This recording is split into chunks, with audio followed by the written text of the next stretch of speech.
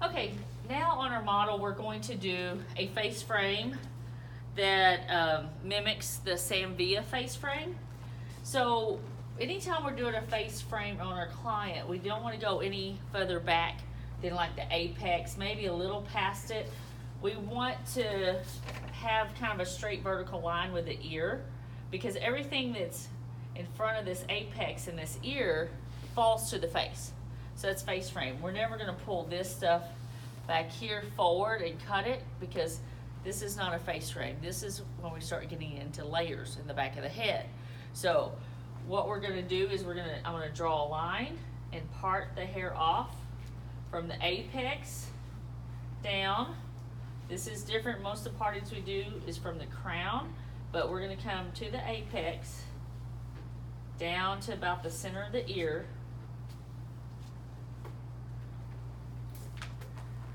And then we'll put this off. So that's all the cutting we're going to do for a face frame is in the front. So everything in the back is going to be just stay clipped out of our way.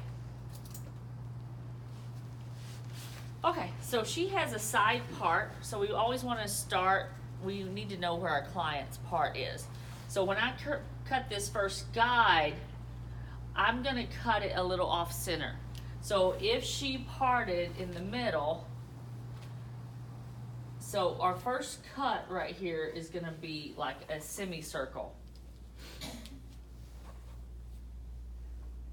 It could be a on hers, I may do more like a little stronger, like a triangle. If their hair is really thick here, you may want to do more of a triangular shape. So anywhere between a triangle or a little semicircle.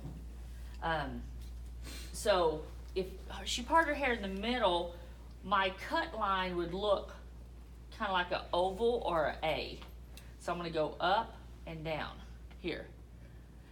So I would do that in the center.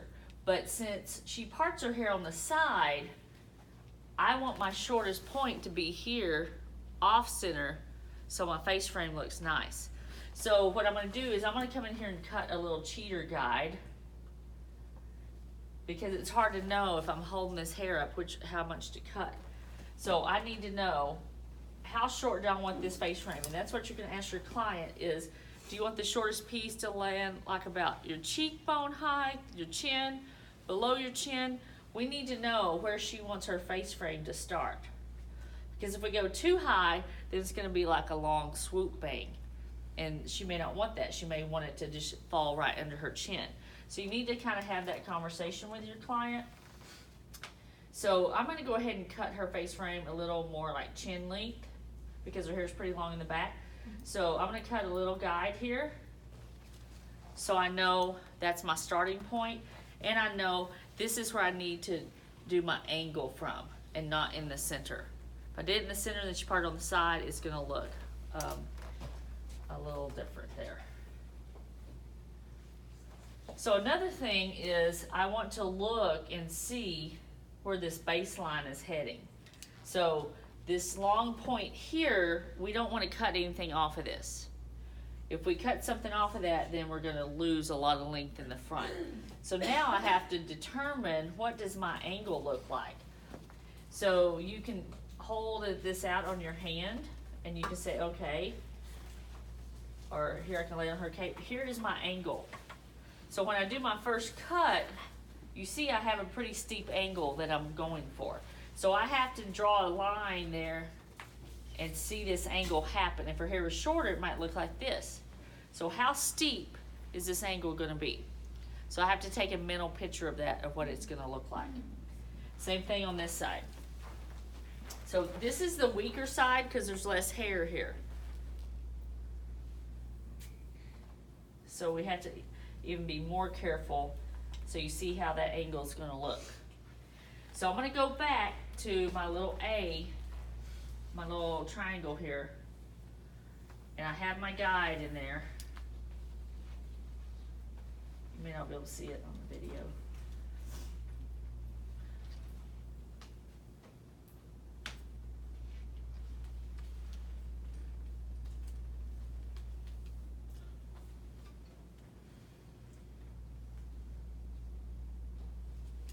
I'll cut that just a little more.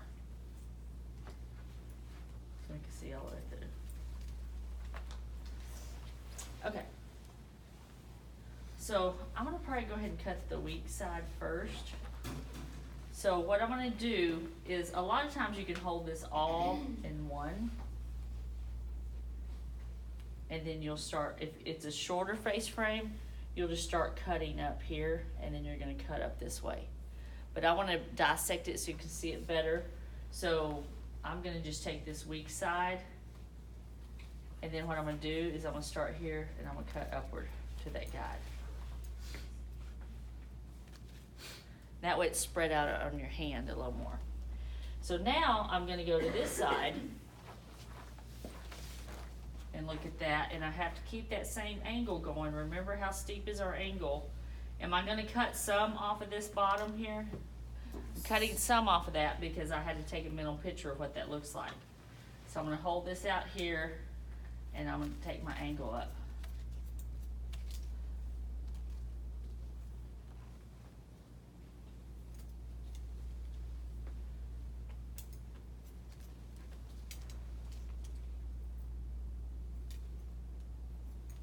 So one thing I want to do is look and see if those are pretty similar. So I have this might look a little longer on the weak side, but that's okay. It's all a visual. We want it to look like it's evenly framing the face. This cut will never look totally even if I went and measured it. Okay, so let me go back to this side. Now that we've finished this little circular section, if I held it up, you see how it looks a little A curvish.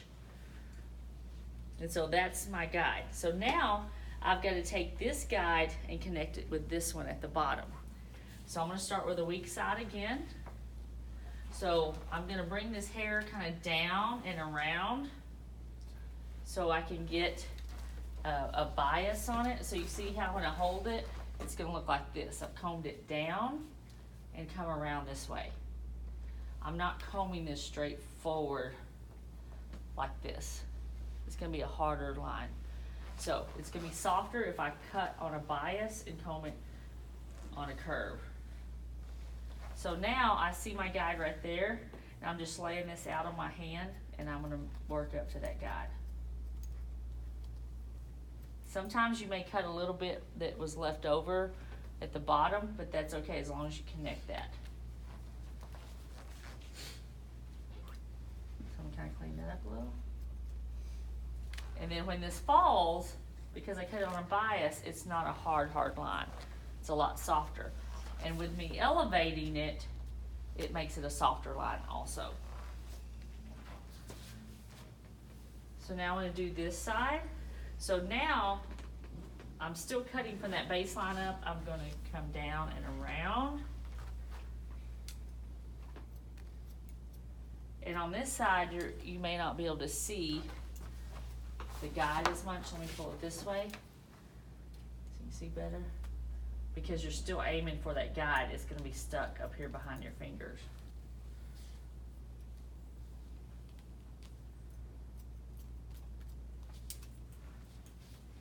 So I'm going to go check again real quick. Down and around.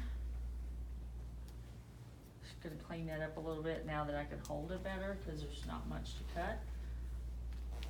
And you can point cut this too. So if I want to come back in and clean that up a little bit, I can do it with a point cut. We'll learn more about that later. Sometimes when you're going from a really short to that long, you can't do a straight cut with your shears.